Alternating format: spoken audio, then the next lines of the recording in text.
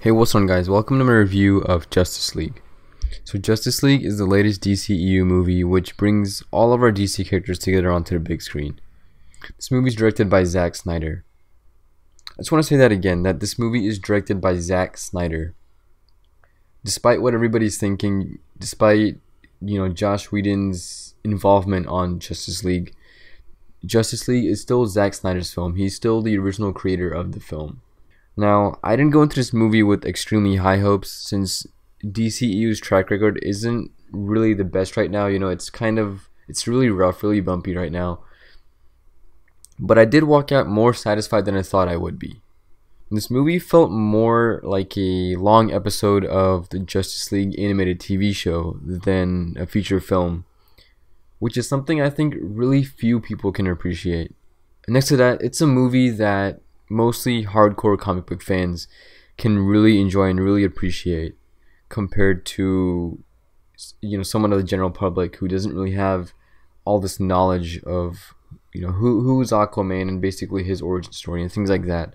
So this movie is really for the people who actually know a lot about these characters prior to going into the movie, and you can definitely see that with scenes that involve character interactions and character dialogue. That's where you'll really be able to pick up on if you've read the comics. The best parts of the movie, in my opinion, would be the characters. All of them just have such great chemistry together for the most part. I personally would actually go back and basically just watch the movie just to see how all the characters interact again. That's how much I really enjoyed the character interactions in this movie. The interactions also supply some decent humor which I actually found much more enjoyable than most Marvel movies.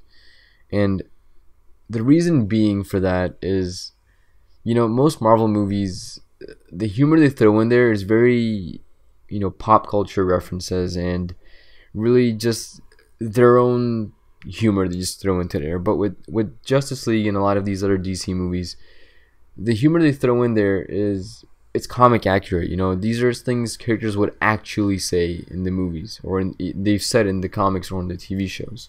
So I found the humor much more accurate and enjoyable in that terms. You can actually also pick up on which parts of humor have been written by Josh Whedon, because he has his own style of writing humor and it's pretty easy to pick up on. So that's where you can see part of where Josh Whedon's involvement was. Personally, I think all of the characters were super likable. They all fit and match their comic book counterparts pretty well.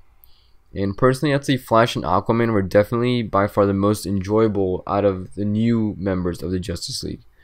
They supplied for most of the humor and some of the best action sequences, especially about halfway through the movie and around the final act of the movie. Flash in particular, I wasn't a huge fan of the visuals behind the Speed Force that I saw in the trailers, just because it didn't really match what I'm used to, because on the Flash show it seems much more natural. In this movie it seems a little bit overdone, but when you see it on the big screen all together mixed with everything else, it seems to match pretty well. So overall, I actually really enjoyed the special effects that they had behind Flash, which in turn created these really badass action sequences for him later on in the film. Aquaman was pretty different from his comic book counterpart. He was more of like an aqua bro, an aqua dude kind of guy, instead of like an actual Aquaman. And I didn't really see him as the king of Atlantis, even though they do touch up on that a little bit in the movie.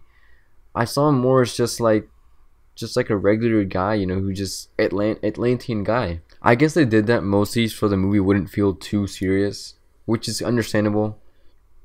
Yeah, but I'm definitely open to this new interpretation of kind of changing how certain characters would be compared to their comic book counterpart, like Aquaman. I'm definitely open to seeing different interpretations in this manner. Batman and Wonder Woman were also great in my opinion. They really were there to really push the story forward, and they acted as more of like the leaders of the Justice League, just like they do on the TV shows and in the comics. And they supplied more of like the serious tone of the movie, which helped balance it out with the humor, so it all kind of just flowed a little bit better.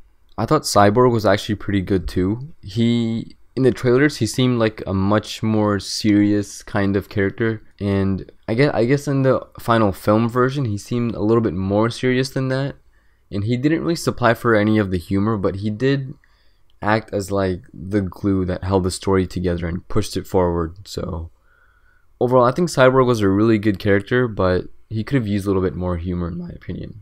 I was expecting them to take like a Teen Titans approach to the Cyborg, but I guess they're going for more of like the traditional Justice League approach, which is totally fine. I think Superman was definitely one of the best parts of the film. And the trailers did a really good job at not spoiling anything about that, just keeping him, you know, super quiet, really not showing the Superman half of the character. They showed a little bit of the Clark Kent half, but it was nothing major. And when Superman does show up in this movie, it's some really badass shit. You know, there's some pretty awesome scenes around the end of the movie where he just cuts loose, and it looks like literally they just pulled it straight out of a comic book. It's just so awesome.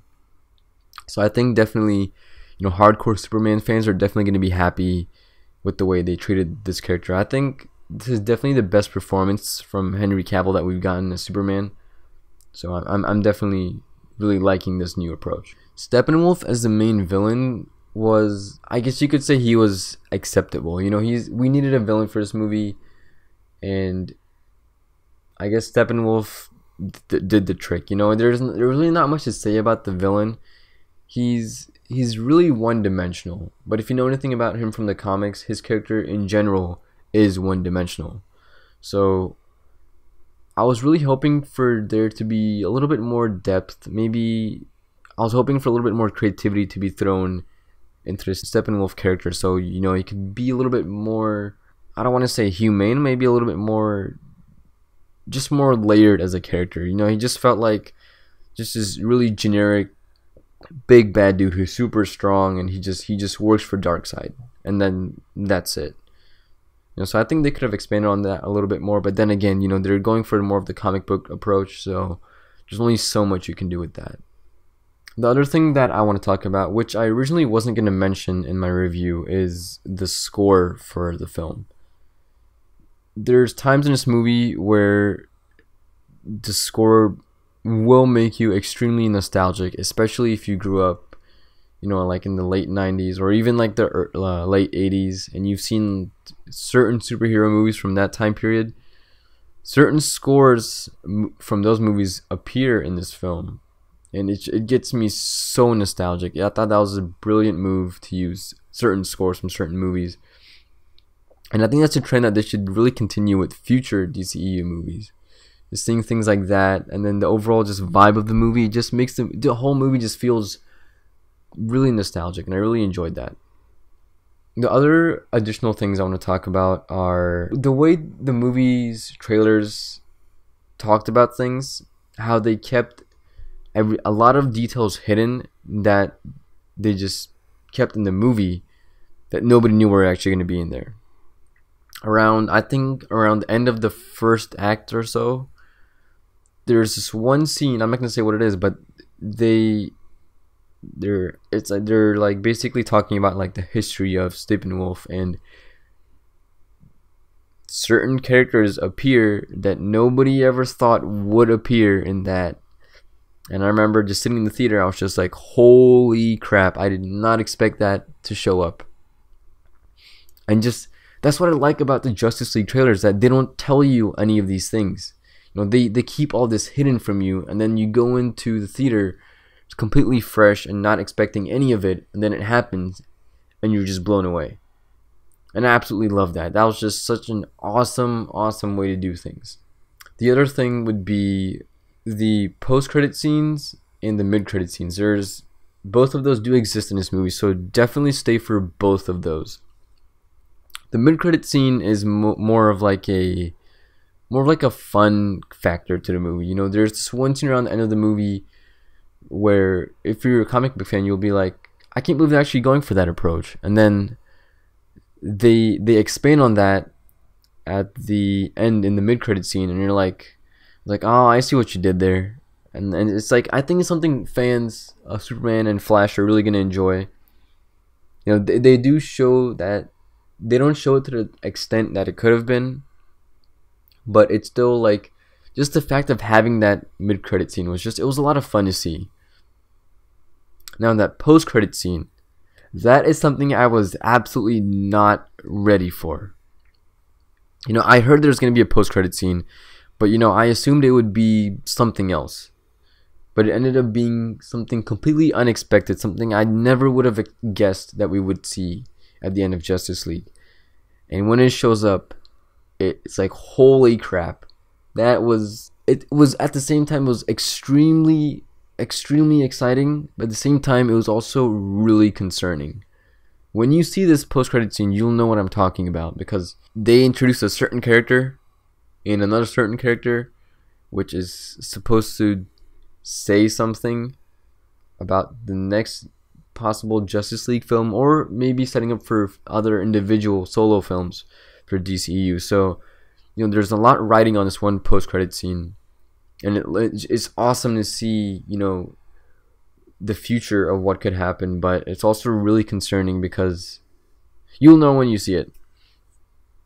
The only flaw that I really have with this movie would be the pacing. Warner Brothers passed this new policy recently where they're trying to pretty much condense their DC movies down below 2 hours. And I think that was a horrible mistake for Justice League, because you're introducing all of these new characters and a brand new villain, and you don't give them enough time to expand on their own stories. I'm not saying make the whole movie about like Flash, but expand on each character's backstory a little bit more. Make us care a little bit more for the characters. As comic book fans, we already care for these characters, but for like the general audience, somebody who doesn't know Aquaman's backstory isn't really going to care for his character, even if he's funny. So I think the movie definitely could have benefited from an additional 15 to 20 minutes and really expanding on, these characters, and really taking their time to kind of keep the balance of the movie. There's times where the movie, it's like, alright, like it gets you super hyped for some parts, and then it cuts, and then it gets you super hyped again, and it's like, it feels like you missed a few minutes of footage. So I'm pretty sure that there's like some cuts in there, but I definitely think the movie could have benefited from an additional 15 to 20 minutes. Overall, guys, Justice League is a good film. It's not great, it's not Wonder Woman quality, but it is a good film. I definitely see the DCEU as, they're definitely trying, they're definitely listening to us, and they're definitely trying to be better than their predecessor. Like, this is by far, it's way better than BVS. It's better than Suicide Squad. It's not quite on the level of Wonder Woman, but it's the next best thing as of right now. So I definitely recommend you guys go see Justice League at least once, even if you're just a general public person, you don't have any knowledge of these characters, and especially if you're a comic book fan, because you'll definitely pick up on all of these little references and dialogue and character interaction. You'll definitely pick up on that if you've read the comics and seen the TV show. So I definitely recommend you guys go check this movie out at least once.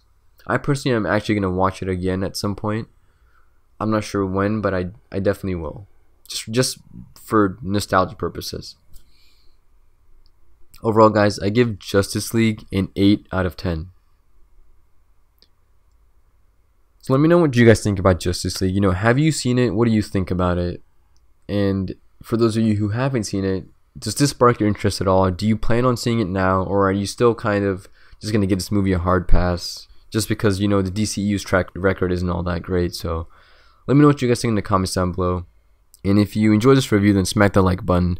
If you have any comments or questions, or if you want to share your thoughts, leave those in the comments down below. And if you enjoyed this review and you want to see more superhero content, then hit that subscribe button. I'll see you guys next time.